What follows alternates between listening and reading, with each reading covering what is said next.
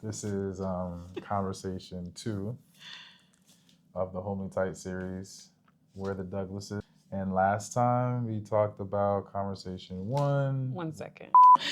Hey guys, we are back at it again. We are currently going over Created for Connection.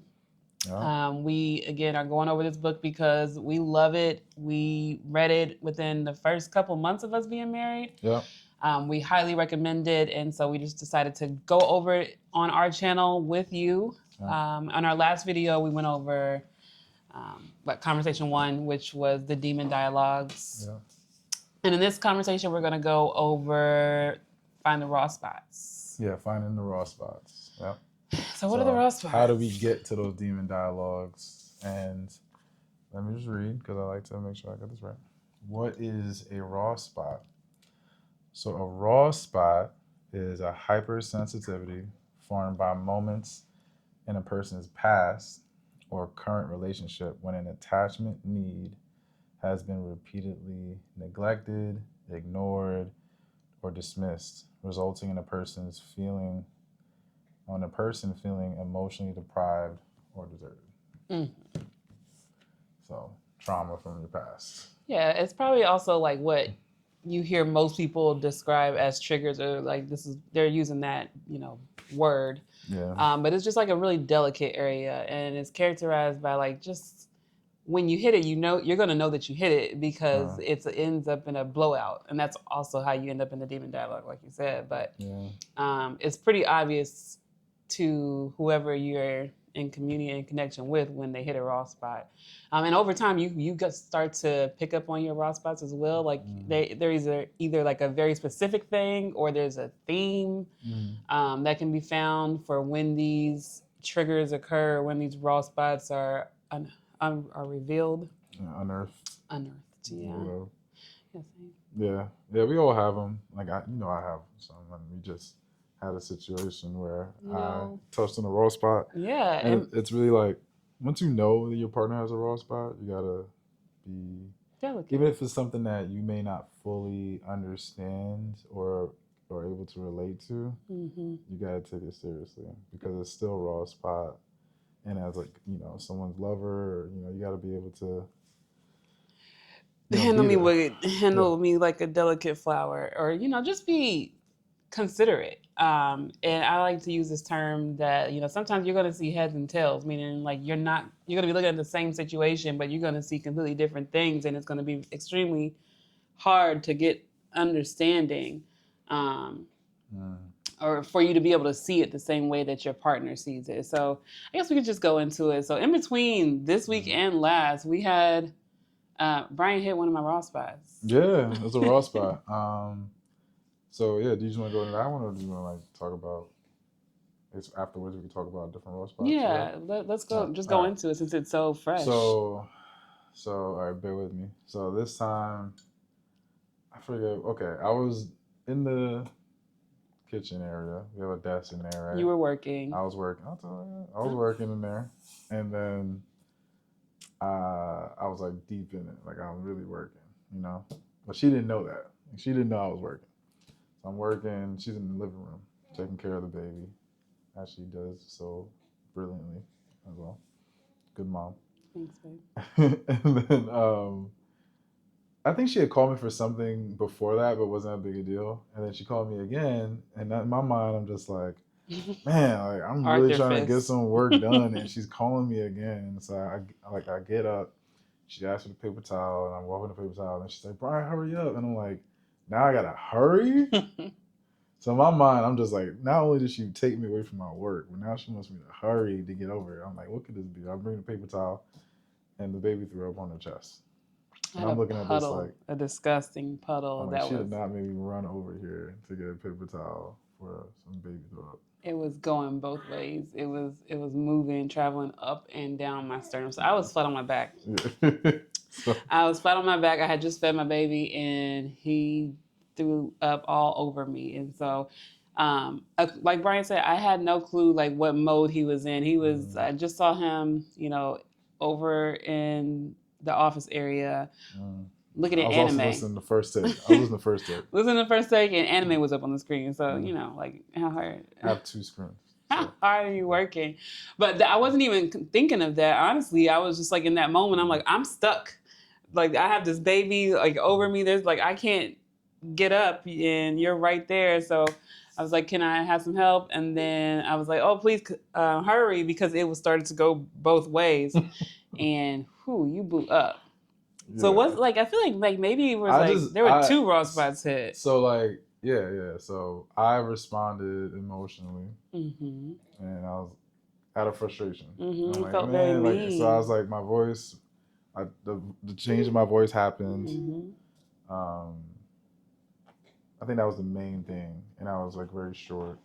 I don't think I said anything that was mean. Just the way I was saying things was mean. Yeah. And then she could pick up on every change in how I communicate. So, like, you know, that was like automatic, and then it triggered her raw spot, because her raw spot is not wanting to ask for help or asking for help. And mine is like some weird type of like control thing, or like no, we figured out what it was. It was like respect for my time, but also consideration of me. When someone is talking to me or asking me to do something, it's like them having consideration over myself as well. Yeah, and so we both kind of blew up.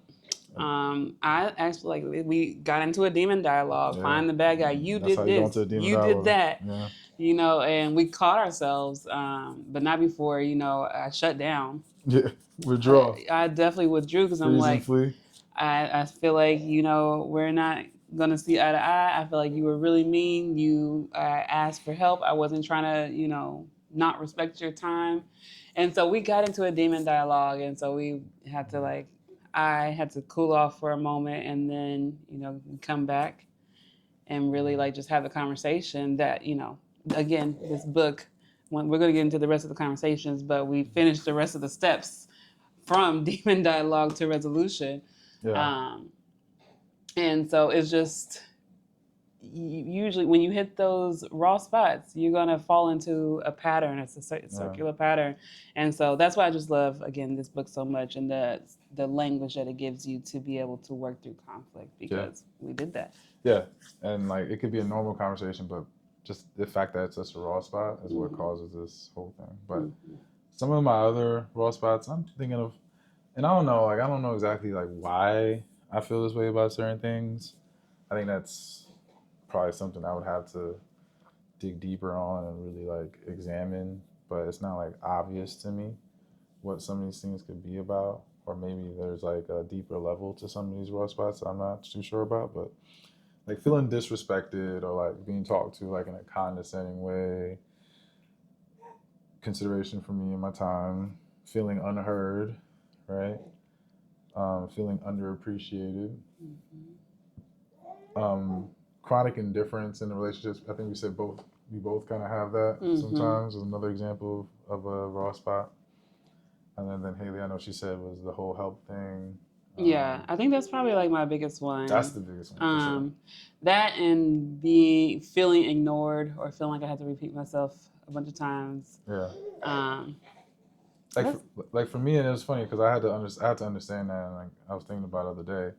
It's like that whole asking for help thing. I'm like, yeah, you were asking something so minor. Like, how could it be a raw spot? Oh no. You know? Yeah, and then like, it's so minor. I'm like, this shouldn't even be a thing. Yeah, exactly. To me, like I was like, this shouldn't blow up this much, because I'm always there when you ask me for major things. So this small thing, I'm like, how could this be get such reaction? So I guess it doesn't really matter. You can't really like predict. Not predict, but you can't like, if it's not your raw spot, you can't really quantify the magnitude of what it means to the other person. Yeah. They are the only ones that can tell you what it means. And so now I totally understand. Okay, it's just it in general. It's not about and also what you're asking for. It's just me asking you for help. Yeah, and also like just like in context of, you know, everything you know about me, and just everything you know about me, like I think it may start to make sense. You know, when you see like, you know, just the women that I come from and how everybody is like, so like I'll handle it myself. You know, we're all like very much like I'll figure it out, I'll do it myself. And like being in a relationship with you, like you're helping me to unlearn some of that like hyper independence. But yeah, like asking you, for me, it was just, it wasn't that big of a deal, but it's like, I already am not all the way comfortable. Like I'm just starting to be comfortable asking for help. Yeah. You've let me be comfortable asking for help just to make me feel really like you're being mean when I do ask for help. Yeah. And so that's how it was contextualized in me. And like, you know, looking back on it, you know, once we're having the conversation, you know, I can see that, oh, he hit a raw spot, you know, maybe and I we hit each other's raw spots. Yeah. Maybe our reactions were not really warranted and we just had a miscommunication and we weren't really paying attention to the fact that we triggered each other. Yeah. Right, Aaron? Yeah. So basically next is, okay, when you identify the raw spots, right? That's like a major thing, knowing that there is a raw spot, because you gotta, you know, communicate that with your partner. But once it's known that your partner has a raw spot, trying to hit it. Trying to hit it. You can also soothe it, you know.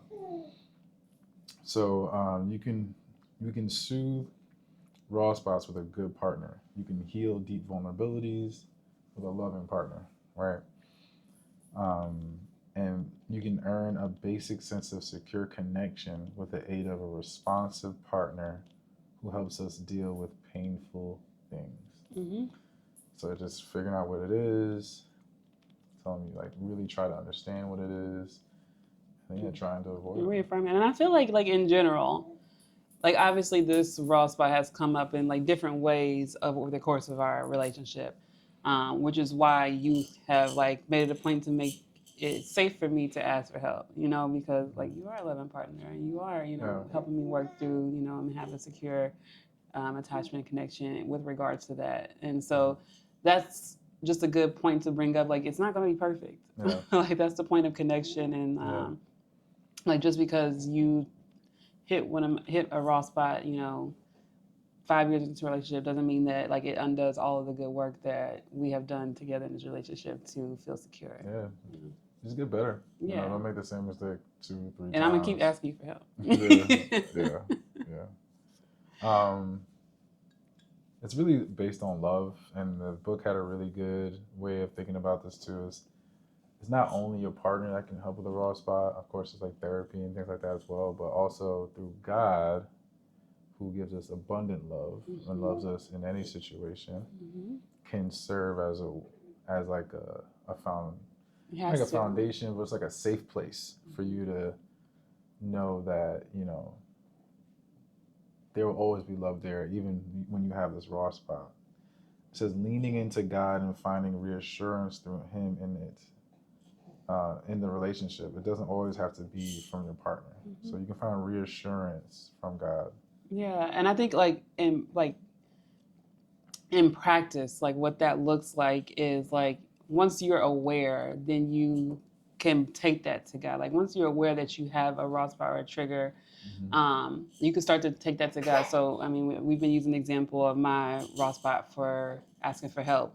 I can't expect Brian to just heal me, you know. Like now I'm aware that I have this trigger, and I'm aware I can start to take it to God and get the truth about what it means to ask for help. Like I can have the trauma or, you know, the history for regarding asking for help, but like when I go to the Bible and I read scripture about, you know, where our help comes from, or, you know, living in community and getting help from community, like that's the truth. The truth is not that I have to do everything by myself, even though that is what my raw spot wants me to believe. Yeah. I can go to the word directly and get the truth, in which will, you know, shame the devil. Yeah. I think it's cool. You always have someone there. So how do you know when it's a raw spot is being rubbed? I think we touched on this a little bit, but just to kind of clearly, you can kind of see like a change in the conversation, right? Like I started raising my voice. She started to withdraw. I think those are like two of like the main ones. The main ones in our relationship. Yeah, there's like this sudden radical shift in tone of the conversation. The hurt partner is suddenly upset or withdrawn, while the other partner tries to make sense of like what's going on, right? So it's usually like an attachment cue that grabs your attention, and then that's what kind of like leads to the change, right? It could be positive or negative. It says like, you know, our body emotionally responds to the raw spot. Sometimes we haven't even like thought about why we're acting this way, because usually, you know, your emotions can lead before you actually like amygdala is going crazy. Exactly, actually thinking about why you're having this emotional reaction. So your body could respond, you're put into like survival mode, and then our intellect is a little slow to catch up, and eventually, okay, why am I acting this way? And then we get set to move in a particular way, either towards or away or against our partner, or, you know, whoever you're having this connection with. So that's kind of like how the stepwise approach of like how you have this reaction. So it's just like important to kind of pay attention to your partner to see like when you might have hit one. Even if you didn't know what the raw spot was, maybe you can like see that, okay, something's happening, I just don't know what it is. All right, bud, you're not gonna do this for 30 minutes. All right, so after you understand like how this is happening, you know that a raw spot has been hit somehow, it's important that you share your raw spots with your partner, right? So be vulnerable. Sometimes, like, you know, guys, we don't want to open up about certain things like this, but it's important that we do, and acknowledge some of these things, right? We will never create a really strong, secure connection if we don't allow our partners to know us fully. Yeah, you got to show that big old nasty gaping wound. That's really descriptive, but you really do, like, especially in marriage. In marriage, you have to bear it all, like, because what you gonna do, leave? I mean, you could, but you can't. I mean, it says a strong, secure connection. So I think when you don't have one, that's when people do leave. Yeah, and I think once, like, as you start to find these and work through these with your partner, like, your relationship gets stronger because you feel closer than you ever have before. That's how you really know your partner better than anyone else in the world. And then once you know, and then you handle it carefully and with consideration, and that's how you build that trust and that connection. And oh, you're just such a happy baby. So you keep getting distracted. I'm sorry. By the baby. He's so hard not to get distracted. He's perfect. He keeps smiling at me. Yeah. So it could be sharing of negative emotions with control is better than emotional absence. So yeah, sharing is better than sharing the bad thing is better than not sharing at all. So just make sure you're sharing. Over communicate when you feel a certain way about something. You know, it could be just the emotional reaction, but you got to identify what the raw spot is. Like, what is actually causing me to have this reaction to this, you know? And then once you understand it and she understands it, then you can begin to move past it. So that's how I like to break these up. You know, it's a good way to kind of really avoid having these demon dialogues that we talked about in the first conversation. And there's going to be more in conversation 3 as well. Anything else you want to add into this one? No, I think we did it. Yeah, so conversation 3 is going to be revisiting a rocky moment. So I think this is going to talk about what leads to these raw spots. Well, yeah, no, revisiting a rocky moment. That's when you go back to this conflict. When you go back to the conflict, that's right. And you see it with new eyes, and it's really good. That's how the resolution begins. So this is probably like one of my favorite conversations, because it really gives you the tools about, okay, we blew up. Okay, we knew why we blew up. Now what do we do? Right. So this is what this conversation is. There was some good like practice if you want to practice with your partner. They're in the book as well, so you can find them in the book and conversation too. But right, identifying the raw spot, right, really talking with your partner to see like what is happening, fully understand it. Asking them those questions, like what was your feeling and when this happened? What did you do or say that sparked this response? That's a key question to ask. And if you guys are interested, we could put it in the comments section. And then the last one is think of a time when you shared a sense of vulnerability or a hurt feeling with your partner, and they responded in a way that helped you feel close. So this kind of helps you have those conversations about raw spots, and the goal of them is to just grow closer. So if you can like think of a time where that actually happened in your relationship, maybe you can like continue to use that process for new raw spots or new conflicts that you run into. So they're in the book. Check it out. And we'll be back for conversation 3. All right. All right. Thanks for checking in with us. All right. We'll see you next week. See you next week.